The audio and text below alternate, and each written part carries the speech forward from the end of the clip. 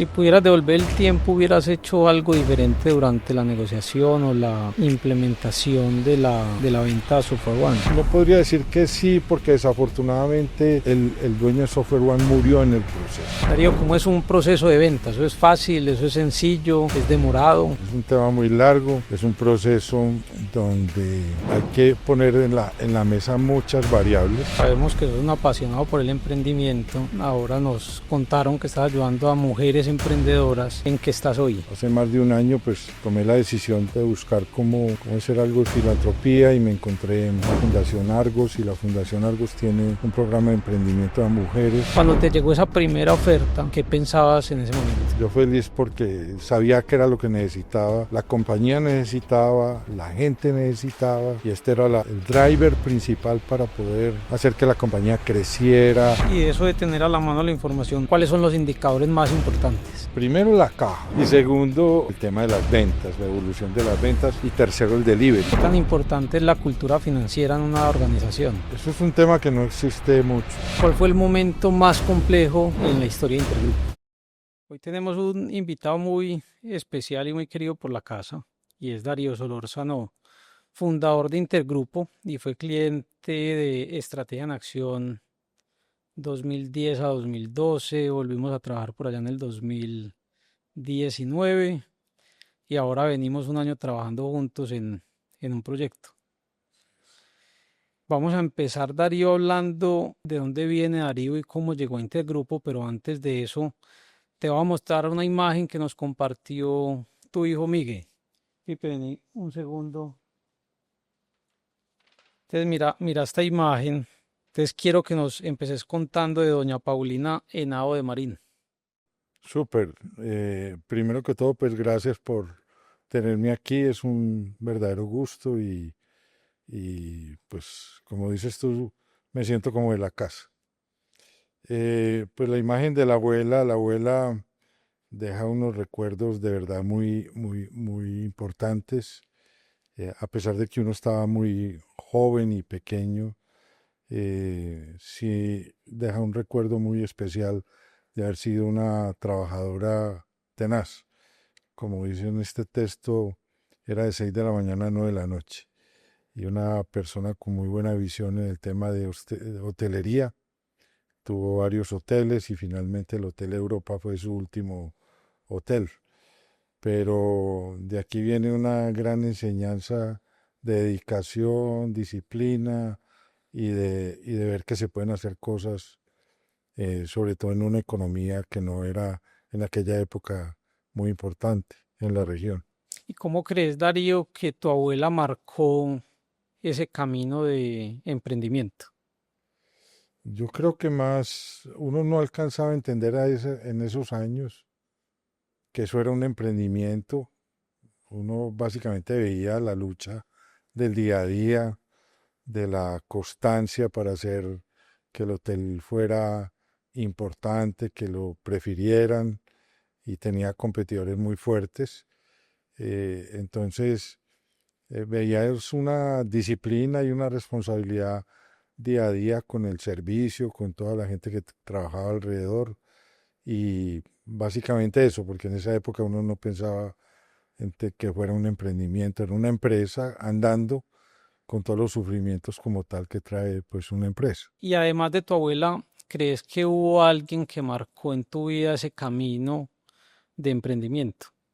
Pues por la familia, mi padre, pues varios emprendieron, varios en textiles, sobre todo, confección, varios aquí en Medellín, algunos en Bogotá. Sin embargo, sin mucho contacto con ellos, pues en el proceso empresarial, pero veía uno que la gente podía emprender en esa época, estamos hablando hace muchos años, y algunos fueron muy exitosos. ¿Qué estudiaste vos, Darío? Yo estudié ingeniería de sistemas en EAFIT, hago parte como de la tercera o cuarta promoción de la carrera. Empezamos más o menos 60 personas el día que fuimos a recibir el grado, por temas pues digamos, de la tesis de grado que había que presentar. Solamente nos graduamos tres ese día. Éramos muy poquitos realmente. En los últimos semestres éramos 7 en clase. Era una experiencia pues compleja en un salón bien grande en la Universidad de Afit y 7 personas pues recibiendo clase con profesores muy buenos obviamente. ¿Y cuál fue tu primer trabajo? O sea, te graduaste de ingeniería de sistemas y ¿qué empezaste a hacer? Antes de graduarme, eh, trabajaba, y tuve un emprendimiento con un amigo ahí en Los Colores, en un local que arrendamos y enseñábamos cursos de computadores y adicionalmente hacíamos unos trabajos en Excel para un contrato que nos adjudicaron. Y con él hicimos también la página de computadores del diario El Mundo y los dos pues emprendimos ahí.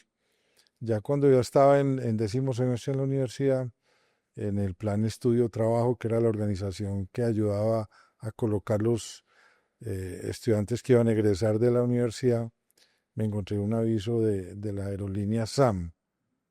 Toda la vida pues a mí la aviación me gustaba mucho y entonces ahí estaban buscando un estudiante de medio tiempo y yo llegué a SAM a trabajar medio tiempo. O sea que la primera experiencia de trabajo fue en SAM, que en su época era una compañía de Avianca y se llamaba Sociedad Aeronáutica de Medellín. ¿Y cuánto tiempo estuviste en SAM? Un poco de años porque al terminar el estudio seguí y me tocó pues hacer todo el proceso de sistematización de SAM basado obviamente en muchos de los activos de software que tenía Bianca. Entonces, básicamente hubo un proceso intenso de hacer ese proceso de sistematización. Yo había días que salía en el vuelo de las 6 de la mañana, volvía en el de las 5 de la tarde, y eso podía ser 3 días a la semana yendo y viniendo. Usando tecnologías, pues obviamente muy distintas a las de hoy en día, pero muy retador e interesante. Eh, el tema es que estuve ahí como unos 4 años como director de tecnología, ya teníamos un equipo y renunció el vicepresidente administrativo de la compañía yo tenía 25 años en ese momento y me nombraron vicepresidente ah, administrativo.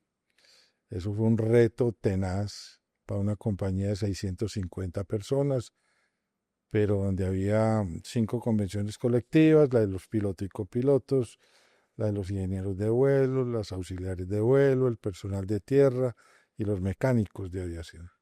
Entonces fue una experiencia extraordinaria, aprendí mucho de la cultura y de un gobierno corporativo muy sólido que traía obviamente el Grupo Santo Domingo, propietario tanto de Avianca como de SAM.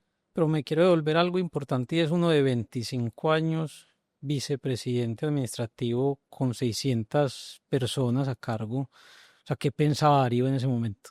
Pues una oportunidad, un reto muy bueno. Realmente en los años iniciales lo más importante era pues haber entendido muy bien el negocio y haber entendido cómo trabajar con personas pues muy profesionales pero más adultas y que tenían una experiencia inmensa.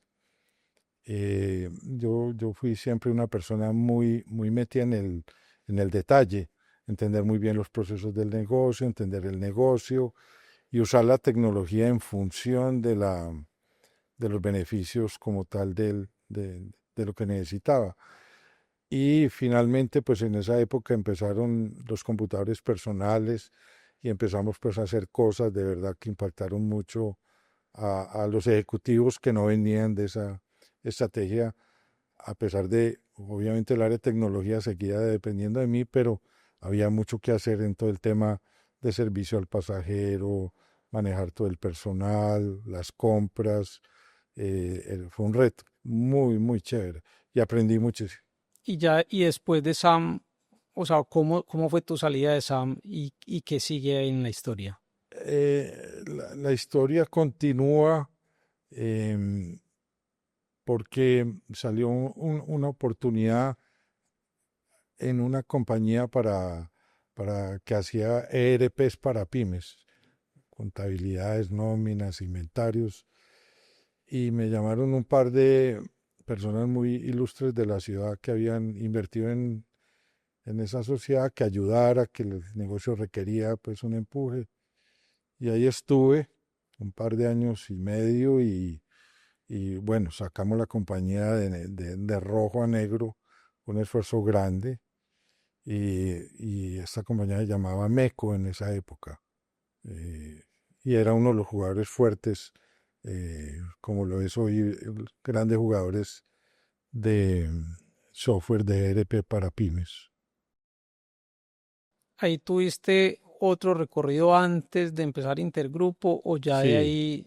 sí, de ahí salía con Concreto, que era una empresa de familia, y muy importante en temas de construcción de obras civiles, mucho ingeniero, o sea, era como volver a entender un poco la importancia de la ingeniería pues en los campos de infraestructura y ahí tuve una experiencia muy buena eh, y muy particular porque un diseño de compañía muy orientado a las obras, que uno no entendía cómo se maneja una compañía de construcción, pero fue muy interesante ese proceso de entender también cómo funcionan las empresas de familia.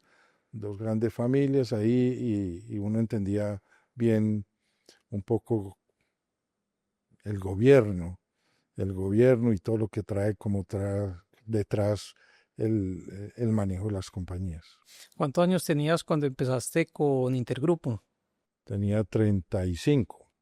O sea, más o menos unos 12 años estuviste empleado y en esos 12 años ya tenías como la idea de yo quiero montar algo propio o en ese momento no se te pasaba Pues por la cabeza. fue muy casual porque pues yo ya había invertido en una compañía, porque habían unas personas que me parecían interesantes como escuchar, que eran emprendedoras como tal, y estuve ahí y empecé a entender un poco ese negocio de estar con varias personas y estando allí en un proceso de un montaje pues, para las personas que un poquito más, con más años, entienden que Microsoft, por ahí en el año 95, 96, pues apenas estaba sacando su sistema operativo para los servidores, que se llamaba Windows NT. Microsoft era muy bueno en esa época con su Word, con su Excel, con su PowerPoint, pero se estaba metiendo en las redes de área local. Entonces, esa compañía adquirió una franquicia y yo manejé la franquicia por un tiempo y se volvió un negocio muy importante. Y en un viaje de esos a mirar tecnología encontré una tecnología que muy asociada al correo electrónico. Y ahí vi yo futuro. Como venía del mundo empresarial, entendía que eso iba a ser detonante muy importante en la eficiencia y en la productividad y ahí salió pues Intergrupo y nació en comienzos de 96. En un momento pasamos a Intergrupo, pues que es una historia que nos gusta mucho y creo que es muy interesante.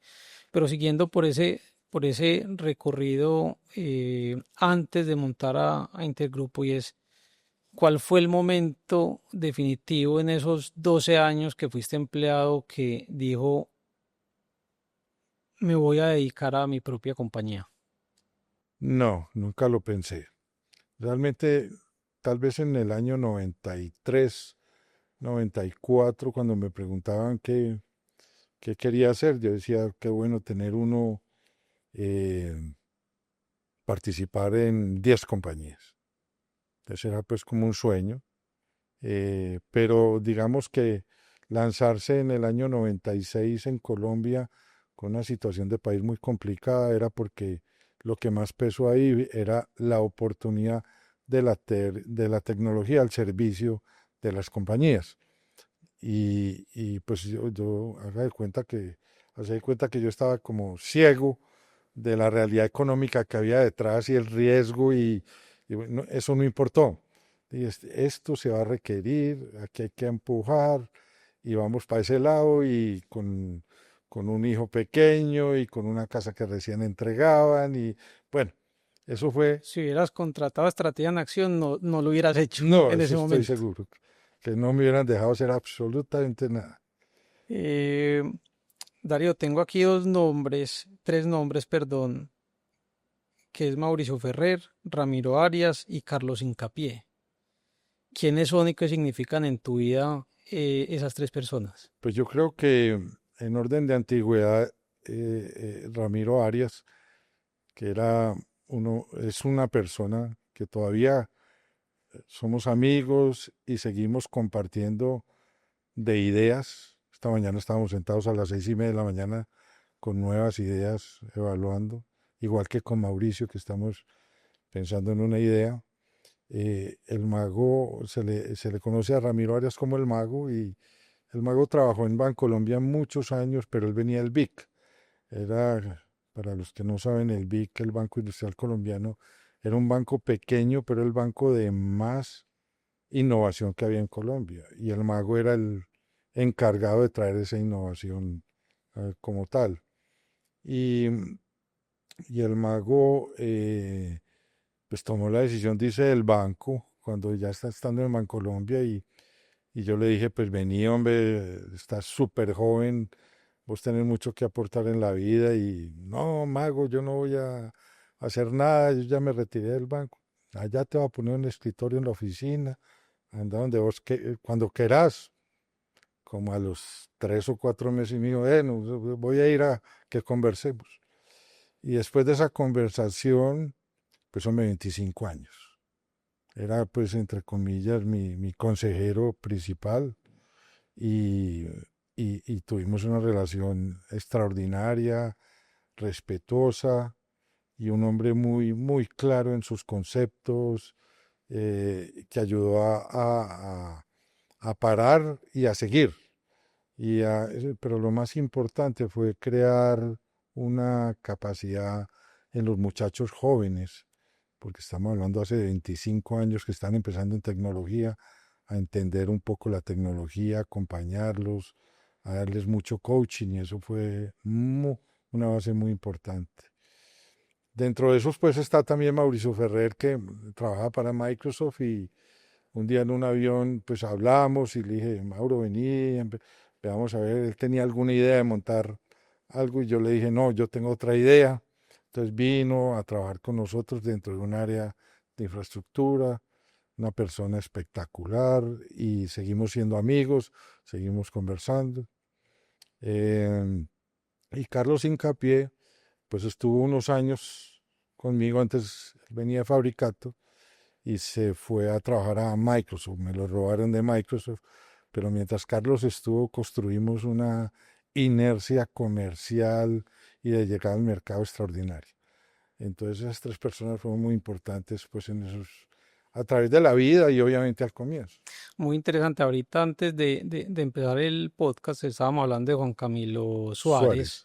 porque yo creo que tiene que ver mucho con otra pregunta que te voy a hacer y es, además de Intergrupo, ¿has tenido otros emprendimientos o intraemprendimientos como Chef y Hola Doctor?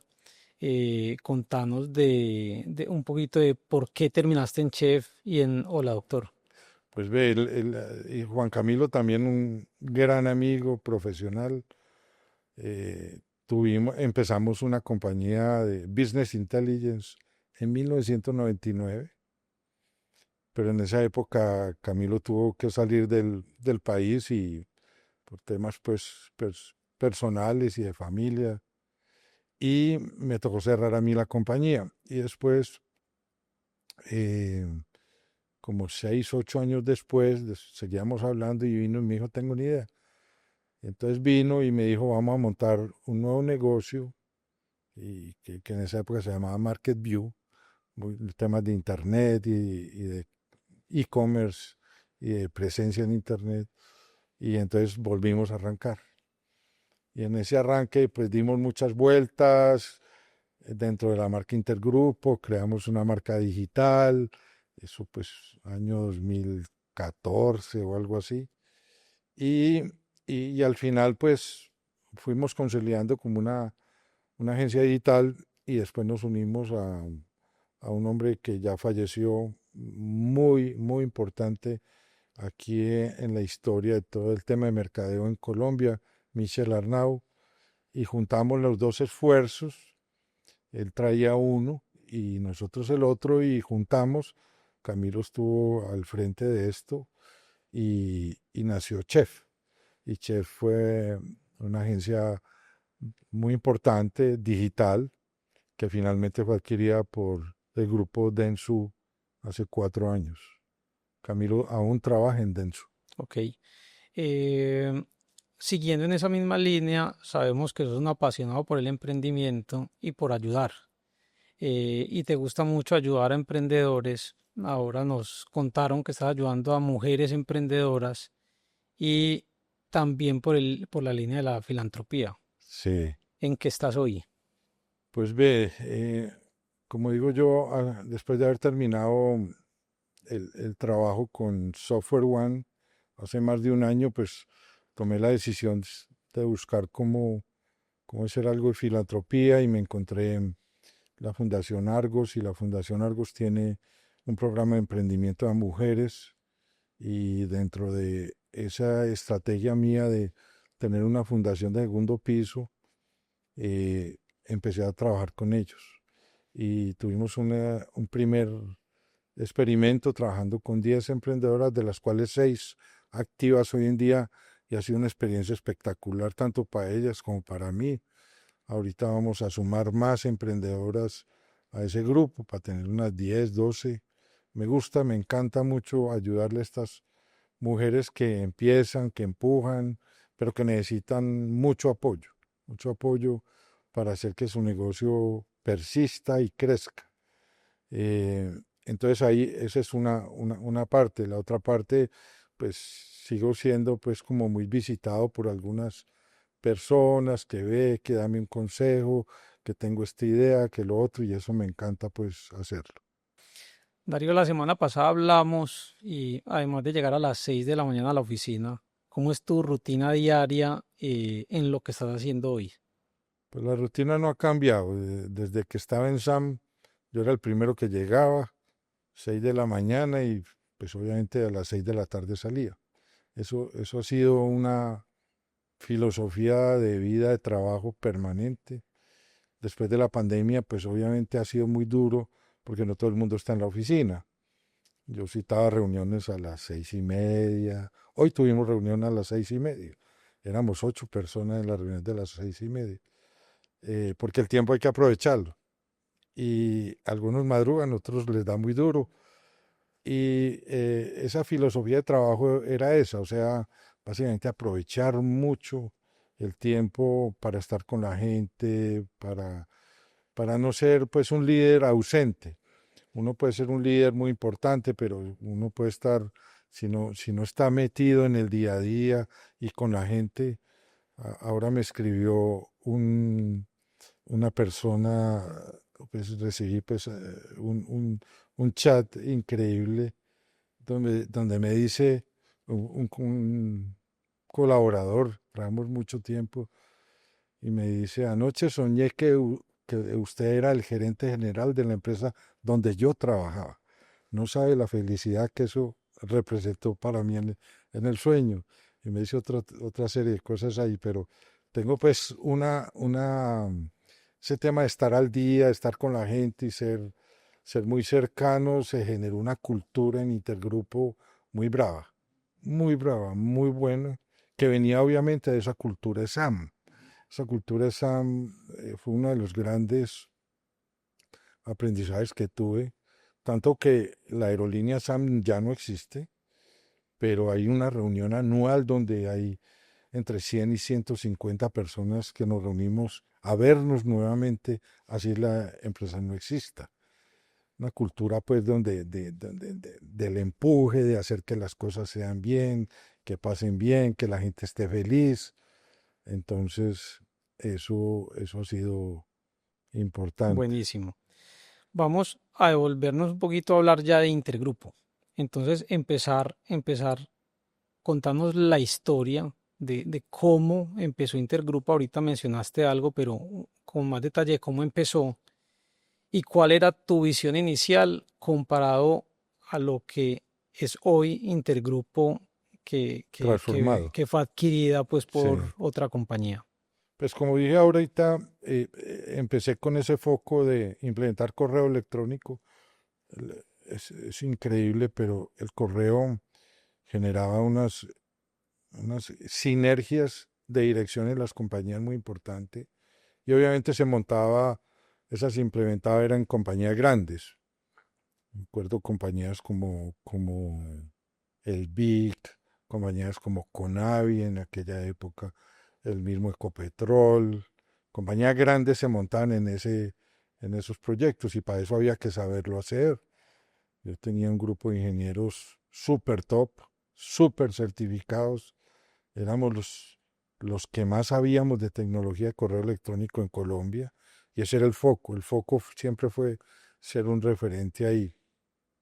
Fuimos muy exitosos haciendo eso. Obviamente llegó el año 99 con los problemas económicos del país y pues esos años fueron muy difíciles, muy difíciles.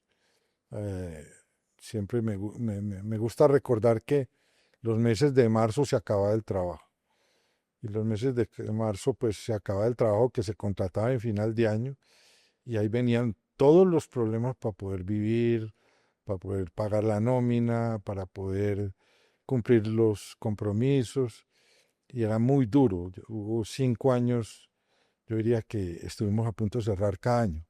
No somos capaces.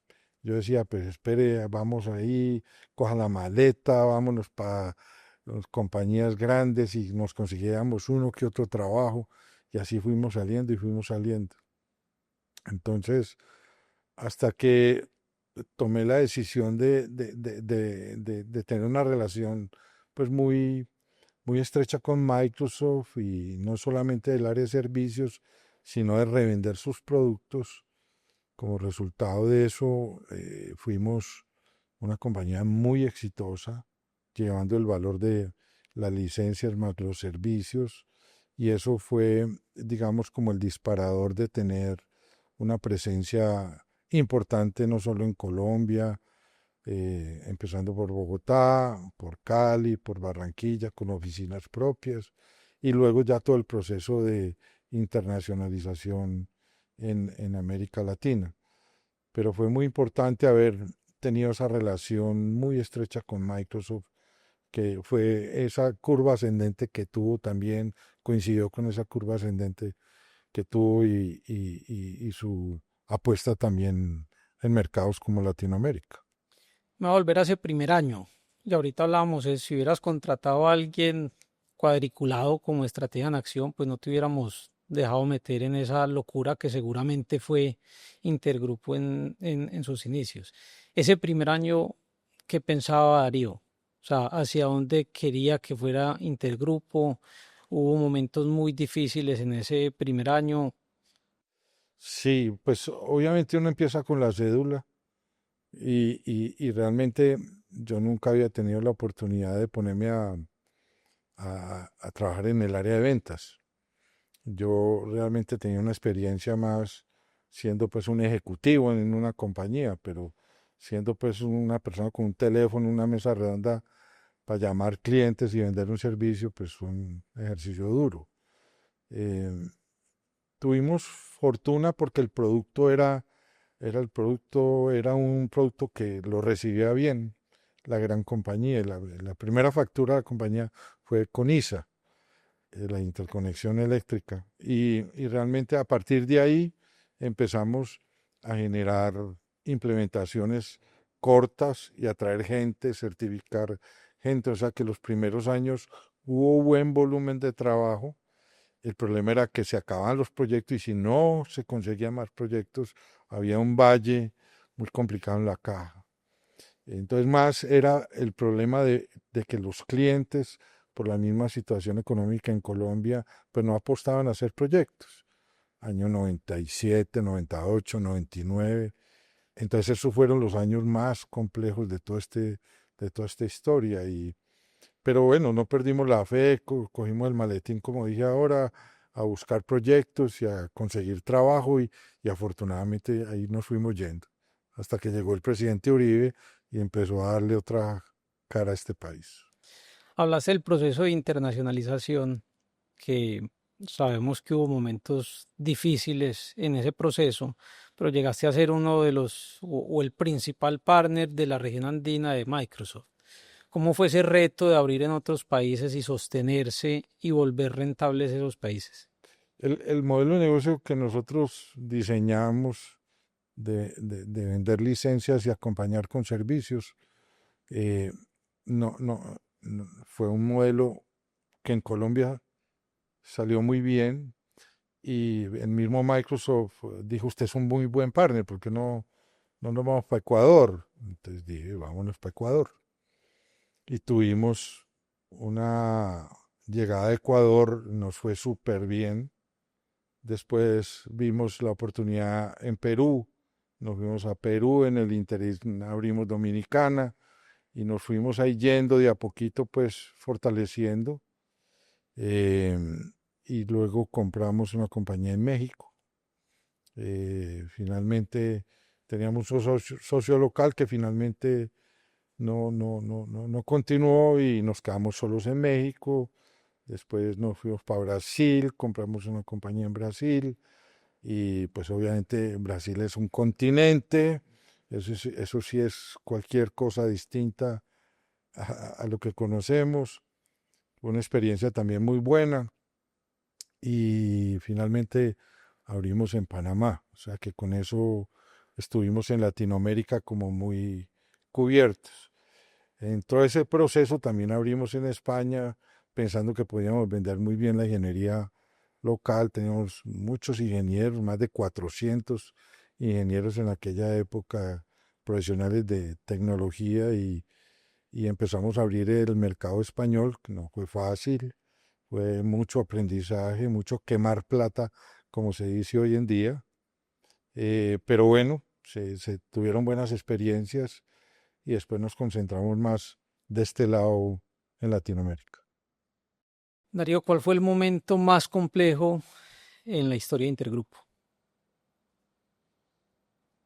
Yo diría que el más complejo era esos meses de marzo, abril del año 96, 97, 98, 99, donde no había trabajo. Esas fueron las épocas más difíciles. El año 2000 con el tema también de la reconversión de los sistemas de cambio de milenio, eso también le pegaba mucho a poder vender el producto que nosotros hacíamos, pero esos años fueron terriblemente duros.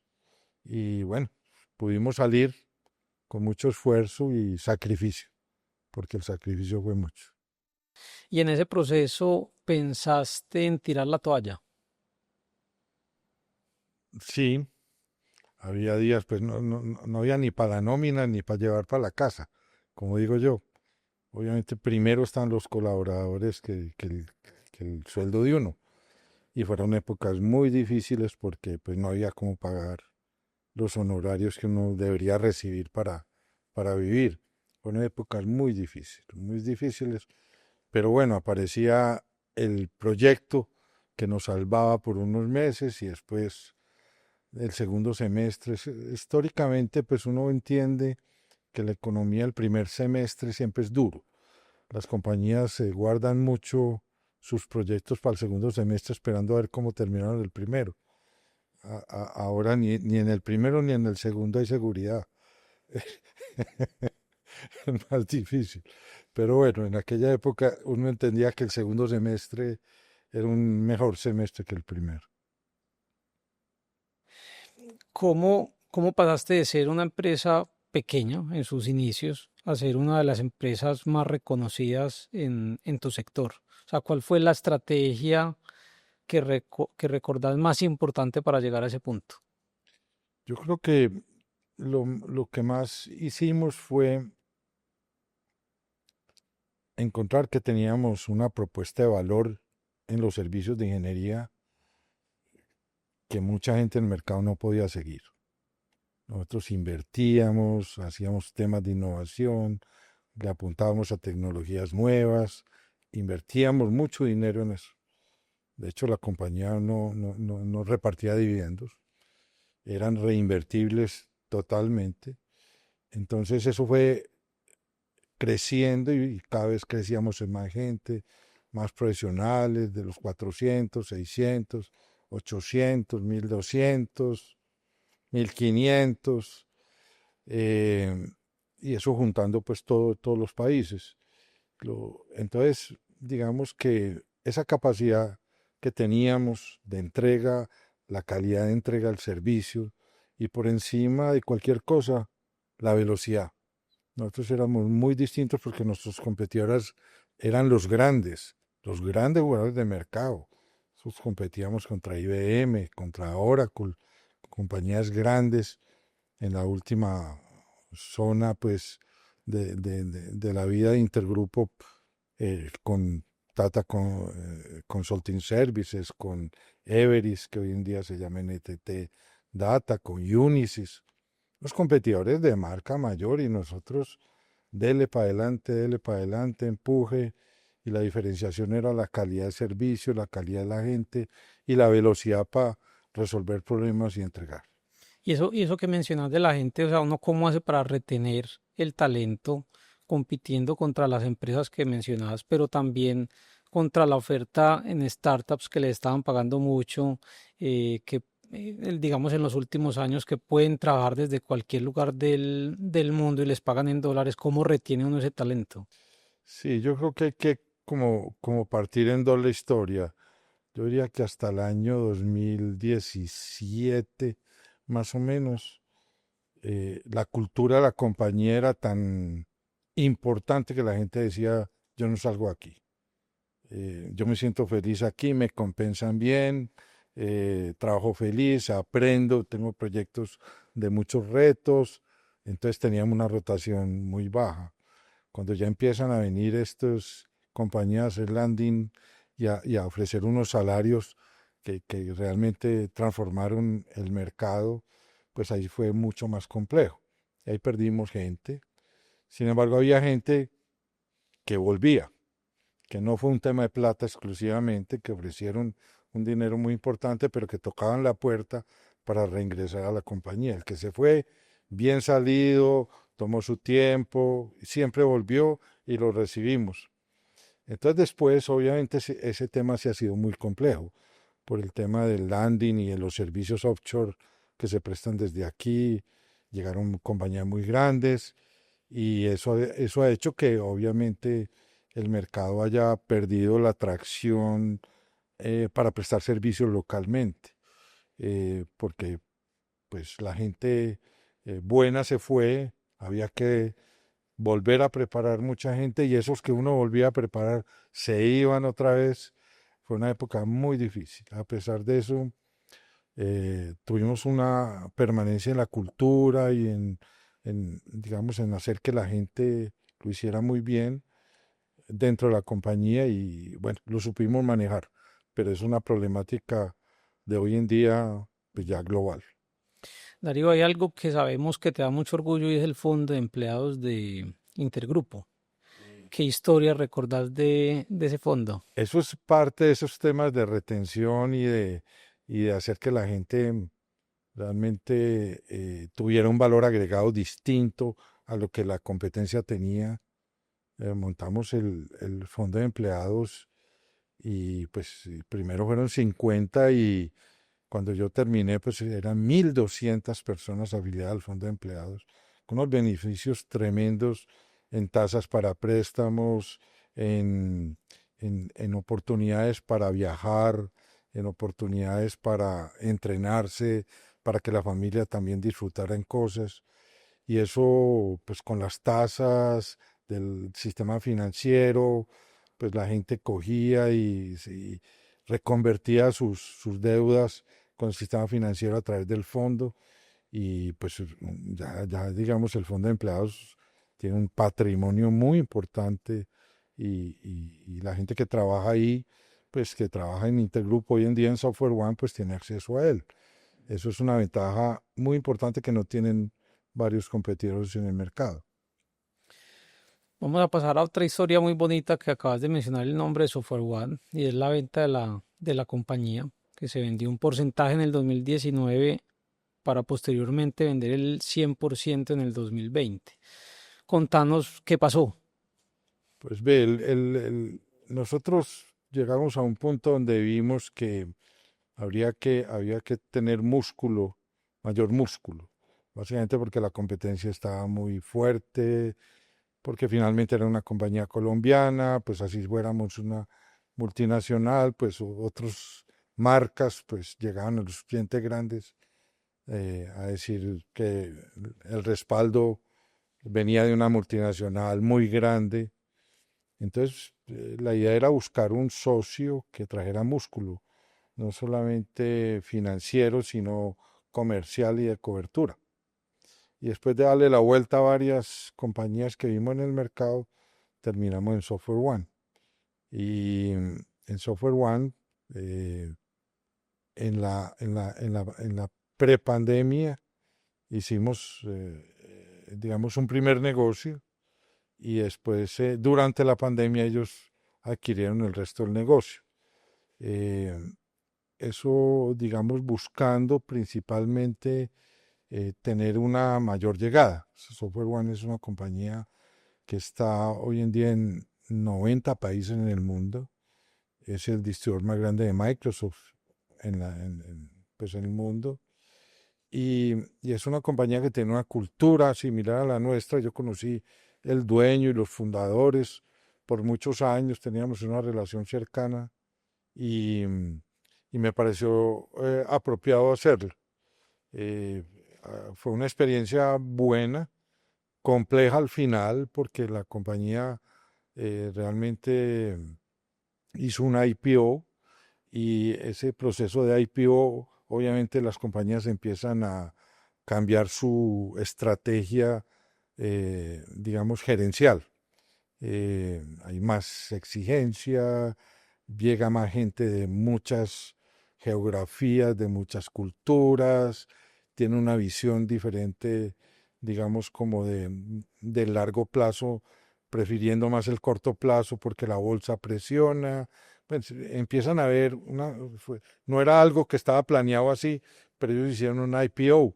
Entonces ahí nos tocó a nosotros en ese baile empezar a bailarlo y fue un proceso, pues al final para mí poco complejo porque la cultura se volvió una cultura muy distinta a la que originalmente teníamos. ¿Qué es un IPO?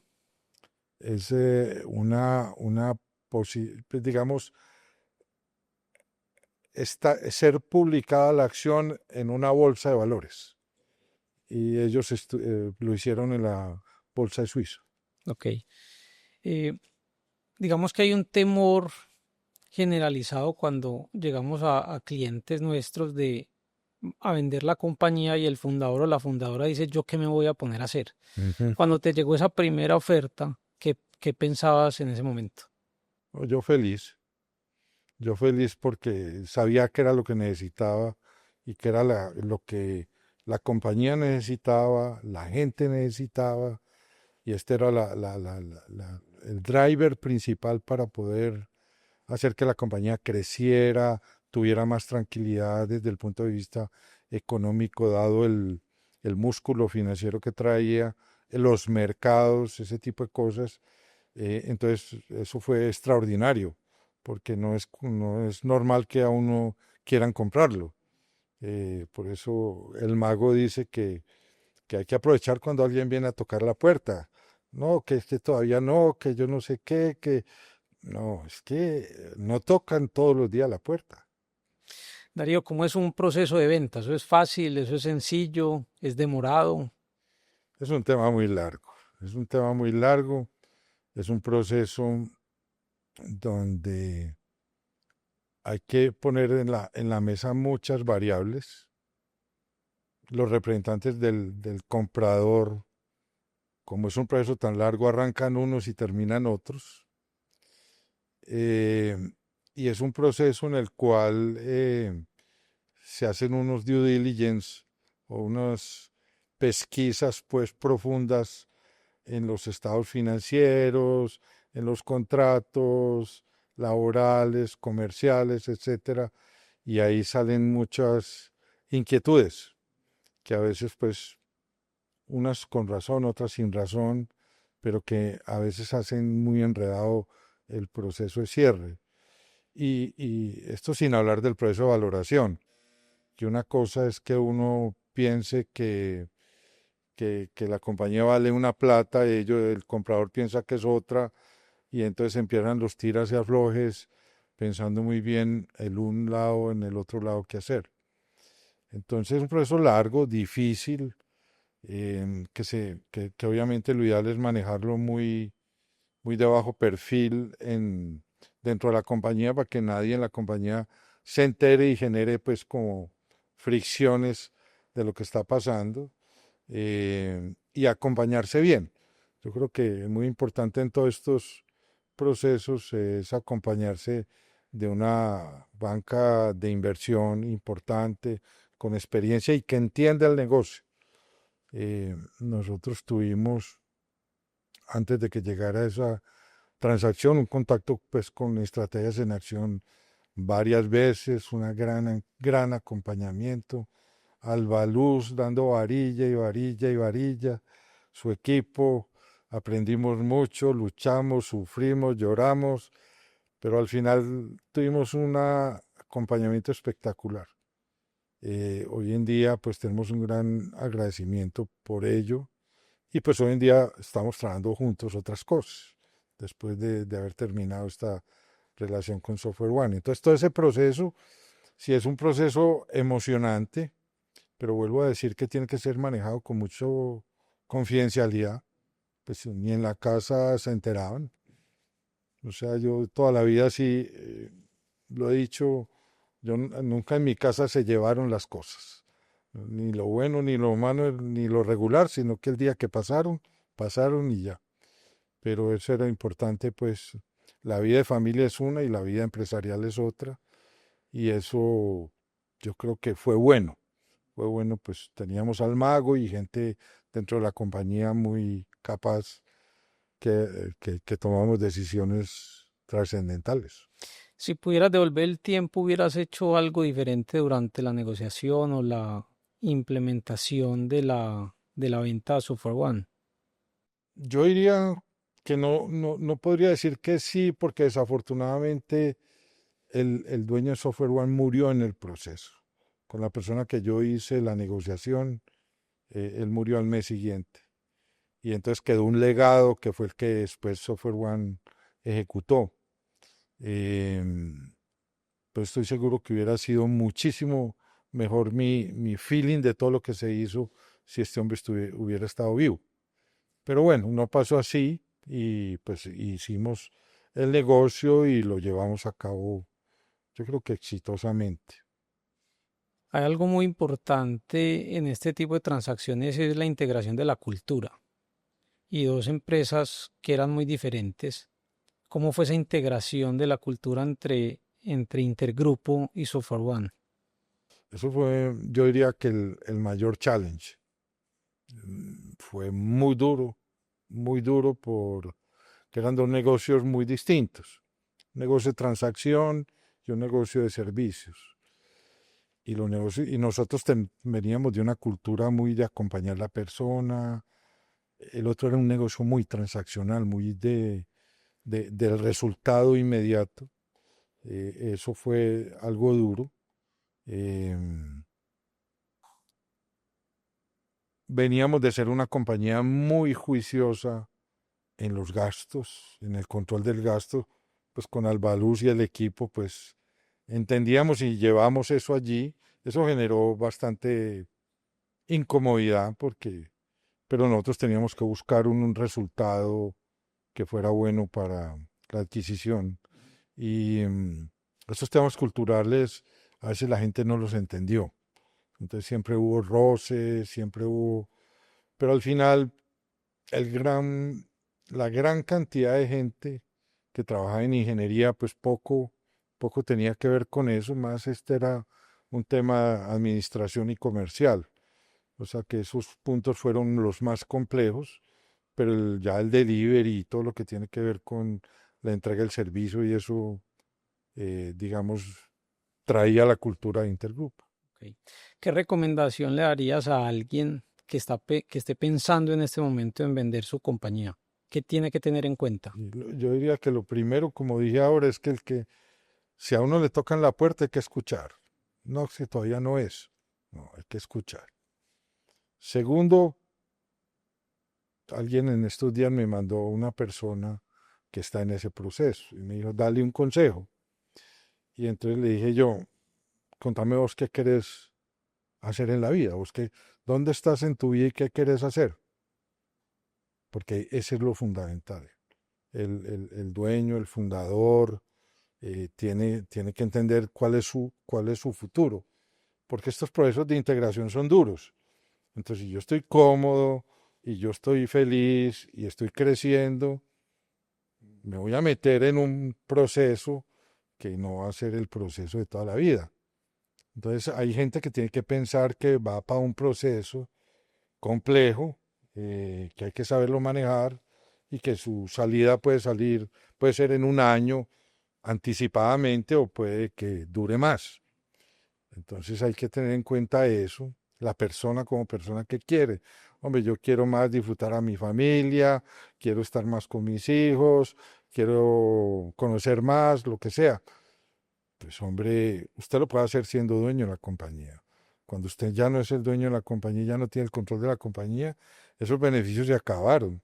Entonces ponga en una balanza mi vida cómo está. Hombre, que es una buena oferta económica, sí. ¿Es el momento? Sí. ¿Que voy a volver a emprender? Bueno, es una posibilidad. Pero también los compromisos que se queden en una firma de una adquisición, pues tienen sus temas, ¿cierto? No te dejan ir ahí mismo, te tienes que quedar un tiempo largo y ese proceso es doloroso. Puede ser doloroso.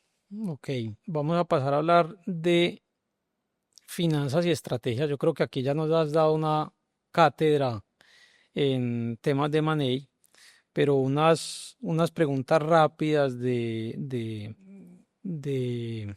temas financieros que nos gusta hablar con los empresarios. Y es, ¿cuál es la herramienta de gestión más importante que tuviste como CEO de la organización? Pues la contabilidad es post-mortem, la contabilidad ya era demasiado tarde. Nosotros teníamos unos cuadros indicadores diarios y semanales de qué era lo que estaba pasando en el negocio, el monitoreo, pues en todos los frentes, en el pipeline de oportunidades comerciales, en el forecast, en los cierres, en ver un poco la cartera, porque la cartera aquí, compañía sin caja no existe, ni va a existir. Entonces el tema de la cartera es súper crítico, más cuando pues había un compromiso con 1.500 profesionales, hay que ir a conseguir la nómina cada 15 días. No es fácil. Entonces yo creo que las herramientas eran esas que nos diseñamos muy, muy, muy hechas en casa para estar seguros que el negocio iba a cumplir. No estamos hablando del super ERP o el super CRM, no.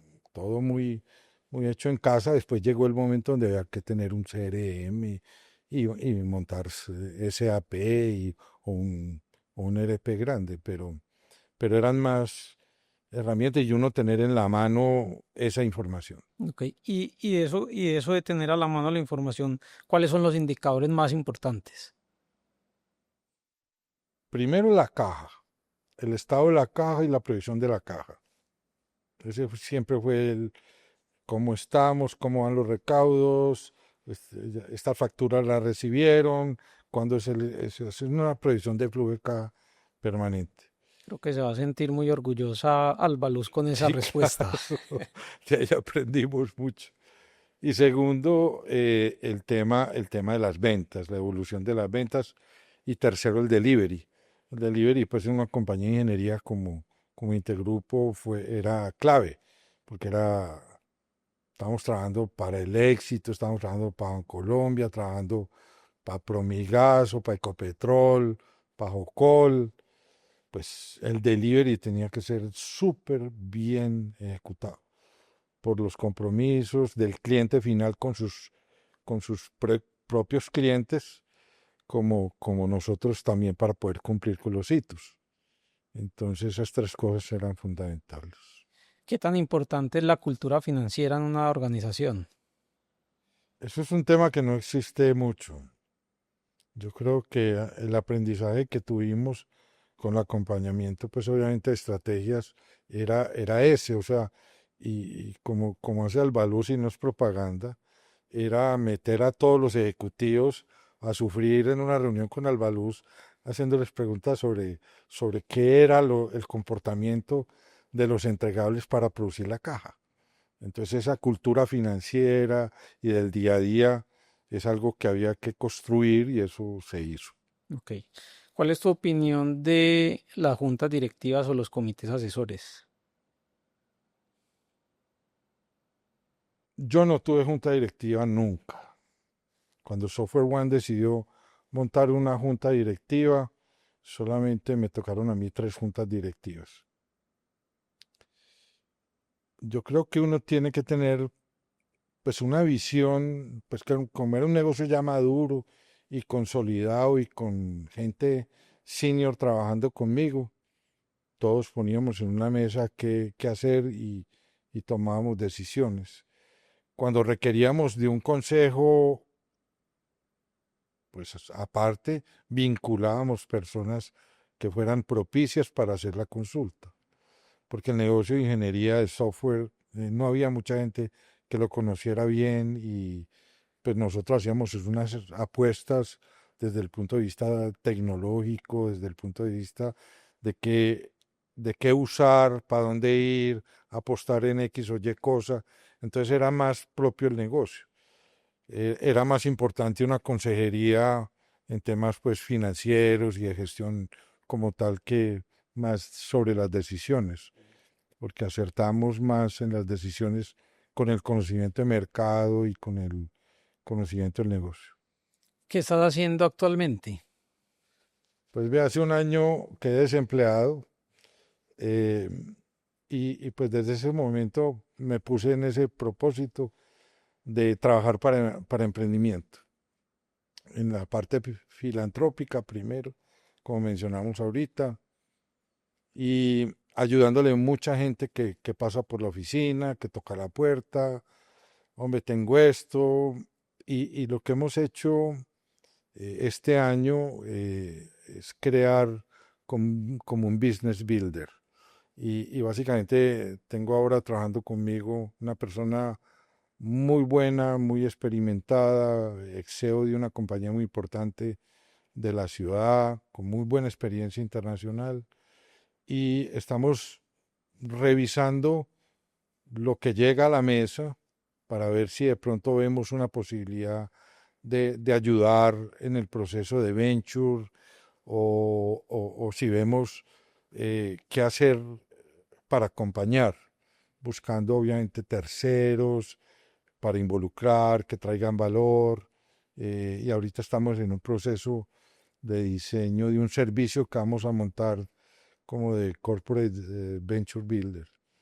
Y ahí queremos es ayudar a emprendimientos, queremos ayudar a cosas que en las compañías a veces no se mueven a la velocidad. Queremos que nos las entreguen para que nosotros la metamos en el funnel del Venture Builder, trabajar con los emprendedores, sacarlos adelante, pero el principal foco hoy en día es emprendimiento. ¿Y en qué sector, Darío? Tech base, que sean basados en tecnología, no nos interesa ninguna en específico. ¿Y qué tamaños? Pues depende de lo que estamos acompañando, ya tenemos 3 compañías en el acompañamiento, hay una de 1,5 millones de facturación, es grande, ya un poco más madura, pero hay otra que va a empezar de cero, otra que factura 25 millones. Entonces, pero que le demos un futuro importante y que queremos acompañar. Si alguien te quisiera contactar, Pues aquí en el video vamos a dejar el link, yo creo que de Sergio Sí, Zuluaga, que es la persona que mencionaste, y a través de Sergio pues podrían llegar claro, a vos. claro que sí. Vamos a pasar a una sección de preguntas del público. Nos enviaron varias, pero escogimos una que la envía Mr. Table, que es cómo es el desafío de ser CEO, dueño de tu empresa, a pasar a venderla y volver a empezar. Yo creo que es emocionante. Yo creo que lo que se terminó con todo lo bueno, regular y malo. Se terminó. Es una experiencia, un cúmulo de entender que la vida dio la oportunidad de tener cosas muy buenas, cosas regulares y cosas que no eran lo que uno quería. Pero bueno, se cierra un ciclo. Ahora yo creo que hay mucha oportunidad en el mercado. Veo gente con muchas ganas de emprender, de tener ideas y que necesitan acompañamiento. Entonces, estar en este momento como ayudándole a la gente, mire esto, ojo con esto, revise este tema, si quiere vuelve, sin ningún compromiso, cuando esté listo vuelve y llame, aquí le abrimos un poco la puerta, estudiamos y hay unos que vuelven y otros que no, que ya se llevaron una buena idea. Entonces es emocionante. Yo sigo pues muy contento ayudando a emprender. Y bueno, vamos a pasar a las últimas dos preguntas finales. La primera es, ¿cuál es el mejor consejo financiero que te han dado? La caja, la caja y la caja. Y de todos estos años de emprendimiento y trabajo corporativo, ¿cuál es tu error favorito? Ese error que vos decís, esto es lo que más me ha enseñado en la vida. Yo creo que hay personas que hay que acompañar y hay apuestas. Y a veces uno se equivoca, pero a veces le va bien. Entonces un error es confiar en que alguien diga esta persona no es, esta persona no es. Yo digo sí es, déjeme cometer el error y de pronto salgo adelante con eso. Entonces siempre he sido una persona que me gusta transformar, me gusta que la gente crezca en lo personal, en lo profesional, y hay personas que son un poco complejas, personas que son de una cultura, digamos, un arraigo personal, pero que esas son las que hay que acompañar. Entonces a veces hay errores que se convierten en triunfos. No, Darío, muy interesante esta historia y saber tanto detalle. Yo creo que aquí nos diste una cátedra de muchos temas muy interesantes para mucha gente. Qué bueno. Entonces, nuevamente, muchas gracias por No, a ustedes por la acompañarnos. invitación y un placer estar aquí y de todo corazón, pues, me siento como en casa, como dije al principio. Gracias. Gracias.